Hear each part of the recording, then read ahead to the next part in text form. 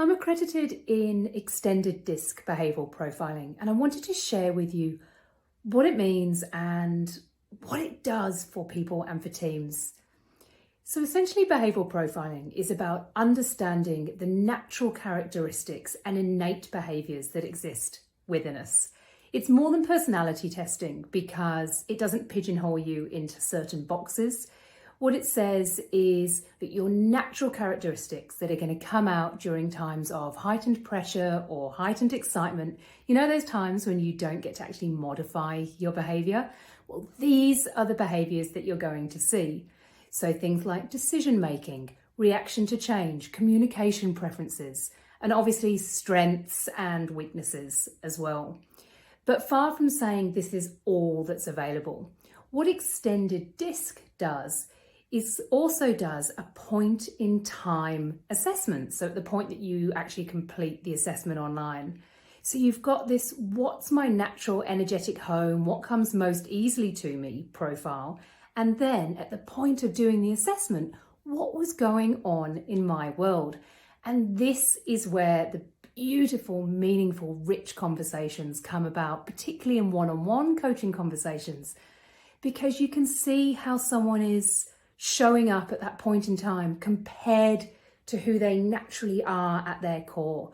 So how are you adjusting to your environment?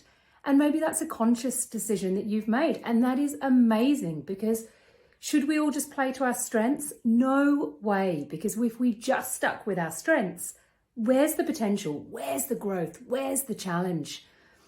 But, you know, are we adjusting with a conscious level to our environment, or are there pressures or an environment that is causing us to have to show up as someone that we just simply aren't? And then that's when we get to come into the conversation around, is that energetically sustainable? And what I mean by that is, are you going to get burnt out if you carry on being this person? Simple example, extrovert versus introvert.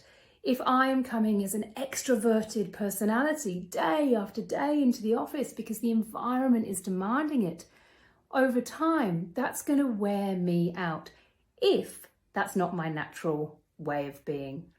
And maybe I can keep that up for a certain period of time as well. Maybe I need to. But then knowing what it is that I need to do to recharge and refill my energy.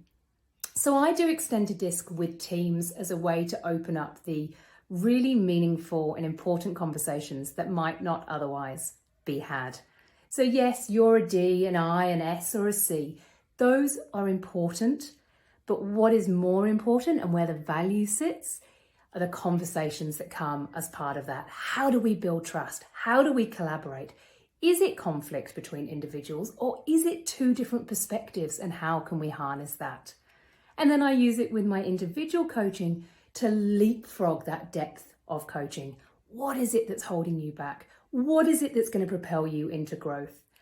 So extended disc is, in my mind, just an incredible platform to have those conversations that we might otherwise take a while to get to, or potentially never get to at all.